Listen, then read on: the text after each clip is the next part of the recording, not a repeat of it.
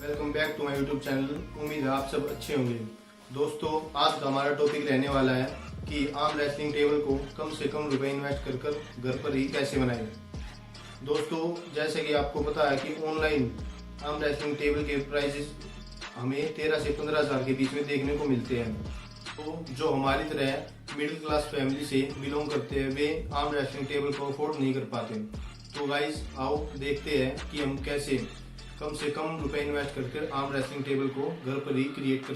तो चलिए दोस्तों, पहले हम आर्म रेसलिंग टेबल की मैनेजमेंट को एक चार्ट के थ्रू देखते हैं और फिर आपको हम प्रैक्टिकल करके दिखाएंगे। दोस्तों, जैसे कि आप देख सकते हैं, हमने पहले ही आर्म रेसलिंग टेबल को वैक्सीन से कवर किया हुआ है, पर आपको ये सब नहीं करना है। आपको सबसे पहले एक सिंपल प्लेन प्लाईबोर्ड लेना है। उसके बाद बिल्कुल प्लाईबोर्ड के सेंटर से एक 6.75 इंच और ऐसा ही आपको बिल्कुल अपोजिट साइड में भी कर लेना है, सेम होल। इस होल की भी दूरी साइड से बिल्कुल 6.75 इंच ही होनी चाहिए।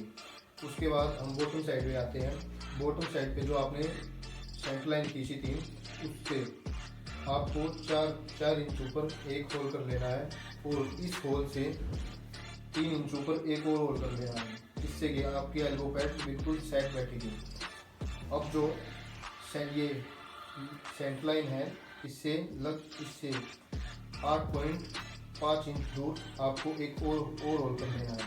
जो आप ये होल करेंगे, ये आपकी एल्बो पैड के बिल्कुल सेंटर से होना चाहिए। ऐसा ही आप अपोजिट साइड में। तो दोस्तों, जैसे कि आप देख सकते हैं, मेरे हाथ में इस वक्त ये एल्बो पैड है। आपको ये एल्बो पैड बनाने के लिए सबसे पहले एक लकड़ी का ब्लॉक लेना होगा, जिसकी मोटाई कम से कम 1 इंच होनी चाहिए। आप उस ब्लॉक को 7 बाई 7 इंच का कट कर लें। एल्बो पैड की जो चौड़ाई और लंबाई होती है वो 7 बाई 7 इंच ही होती है। उसके बाद आप उस लकड़ी के ब्लॉक पर टॉप साइड से 2 इंच नीचे की तरफ एक सीधी लाइन खींच लें और ऐसा ही आप बॉटम साइड से करें। बॉटम साइड से भी ऊपर की तरफ एक 2 इंच ऊपर लाइन खींच लें। इस लकड़ी के ब्लॉक पर आप लेफ्ट साइड से 2 इंच इस तरफ भी एक लाइन ड्रॉ कर लें और जहाँ ये लाइन 1-2 इंच नीचे और लेफ्ट साइड से 2 इंच इधर, यहाँ पर ये 2 लाइन मिलेगी और यहीं पे एक होल होगा।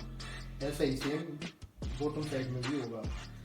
और उसके बाद आप ये ऐसे 2 बोल्ट ले लें और इन दोनों बोल्टों को ऊपर और नीचे दोनों होलों में डाल लें और टेप या किसी ग्लू की सहायता से इनको वहीं पर सेट कर लें।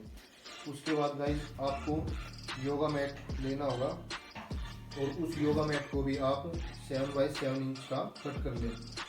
उस योगा मैट को आप टेप या किसी और ग्लू की सहायता से इस लकड़ी के ब्लॉक के ऊपर चिपका दें और जब आप इसको फाइनली रेक्सिंग से कवर करेंगे तो आप देखेंगे कि जो आपका एल्बो पैड तैयार होगा वो उसकी ऊंचाई आपको ऑटोमेटिक 2 इंच की लगभग हो जाएगी और जो आपके एल्बो पैड की चौड़ाई और लंबाई होगी वो भी 7 बाई 7 इंच की होगी। ऐसा ही एल्बो पैड आप अपोजिट साइड्स के लिए।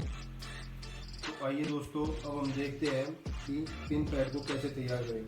दोस्तों, आपको पिन पैड बनाने के लिए सबसे पहले एक लकड़ी का ब्लॉक लेना होगा, जिसकी लंबाई 12 इंच होनी चाहिए और उसकी ऊंचाई कम से कम 1 से 2 इंच होनी चाहिए और जो उसकी चौड़ाई रहने वाली है वो भी 2 इंच होगी। दोस्तों, इसके बाद आपको इस लकड़ी के ब्लॉक पर दोनों साइड से 2-2 इंच का गैप लेना है। इधर से भी 2 इंच का गैप लेना है और इधर से भी। और आपको बिल्कुल इस लकड़ी के ब्लॉक के सेंटर में 2 साइड गैप 2 इंच गैप छोड़कर एक होल कर देना है और सेम ऐसा ही इस साइड से भी करना है। होल करने के बाद आपको ऐसे 2 बोल्ट्स लेने होंगे और दोनों होल्स में इन दोनों बोल्ट्स को डाल दें। ये बोल्ट डालने के बाद आपको योगा मैट लेना है और योगा मैट्स को आपस में चिपका दें और उन योगा मैट्स को आपस में चिपकाने के बाद इस लकड़ी के ब्लॉक के ऊपर चिपका दें। आपको योगा मैट्स इस प्रकार चिपकाने हैं कि उनकी ऊंचाई जो हो वो 4 इंच से थोड़ा कम बैठे और उसके बाद आप इन सबको रेक्सिन से कवर करते हैं, जिससे आपका जो पिन पैड बनकर तैयार होगा वो प्रॉपर 4 इंच ऊंचा और 12 इंच लंबा व 2 इंच चौड़ा बनकर तैयार होगा। दोस्तों अब हम समझते हैं कि टेबल के नीचे के पोर्शन को कैसे तैयार करें। दोस्तों जैसे कि आप देख ही सकते हैं, हमने 4 पाइप लिए हैं। जो ये सामने वाला और ये बॉटम साइड वाला पाइप है, ये 36 इंच के हैं और साइड वाले पाइप दोनों 26 इंच के हैं। दोस्तों इनको आपस में आप बेल्ट करा लें और 2 पाइप जैसे कि आप देख सकते हैं वीडियो में ऐसे ले लें और उनको सपोर्ट के लिए बीच में बेल्ट करा लें। उसके बाद दोस्तों आपको लगभग 5 से 6 इंच लंबे पाइप लेने हैं। हमने गोल पाइप लिए हैं, आप हो सके तो चौकोर पाइप भी ले सकते हैं। ऐसे आपको 4 पाइप लेने हैं और चारों कॉर्नर में बेल्ट करा देने हैं। दोस्तों जो आपने 4 पाइप लिए थे उनको 39 इंच का काट लें। यदि आपने एक पाइप 39 इंच का काटा है तो आपको चारों पाइप ही 39 इंच के काटने पड़ेंगे। उसके बाद दोस्तों एक और पाइप लें और उसको इन दोनों पाइप के बीच में 26 इंच का गैप लेके उनको इनके बीच में बेल्ट करा लें। ऐसा ही पाइप एक नीचे की तरफ भी बेल्ट करा लें और सेम जैसा इस तरफ किया है इस तरफ भी आप ऐसा ही करें। इसके बाद इनके बीच में 36 इंच का गैप लें और एक पाइप सपोर्ट के लिए नीचे बेल्ट करा दें। दोस्तों इस प्रकार आपका जो टेबल के नीचे का स्टैंड है वो तैयार हो जाएगा। दोस्तों इस बात का खास ध्यान रखें कि जो पाइप आपने स्टैंड के लिए यूज़ किए हैं वो पाइप इतने मोटे हो कि जो आपने टेबल के नीचे पाइप बेल्ट कराए थे वो पाइप स्टैंड के पाइप के अंदर आसानी से चले जाए। दोस्तों एक और बात ध्यान रखने की है कि आपको साइड में टेबल के दोनों साइड में आपको एक बात ध्यान रखनी होगी कि जो आप साइड में पाइप बेल्ट करा रहे हैं वो इस टेबल के बिल्कुल सेंटर में, जो आपने सेंटर लाइन खींची स्टार्टिंग में उसके बिल्कुल बीच में हो और इनकी लंबाई कम से कम 5 इंच रख ले ताकि आपको ऐसे पकड़ने में आसानी हो। इसके बाद दोस्तों आप देख सकते हैं कि ये जो हमने नीचे का पोर्शन तैयार किया था और जो एक प्लाई बोर्ड जो हमने रेक्सिन से कवर की हुई है, इसे आपस में हमें जोड़ने के लिए नट बोल्ट की ज़रूरत होगी। तो आपस में जोड़ने के लिए हमने 8 नट बोल्ट लिए हैं। आप देख सकते हैं हमने हर साइड बराबर का गैप लेकर एक नट बोल्ट इधर और एक नट बोल्ट इधर, ऐसा ही हमने चारों साइड्स किया है।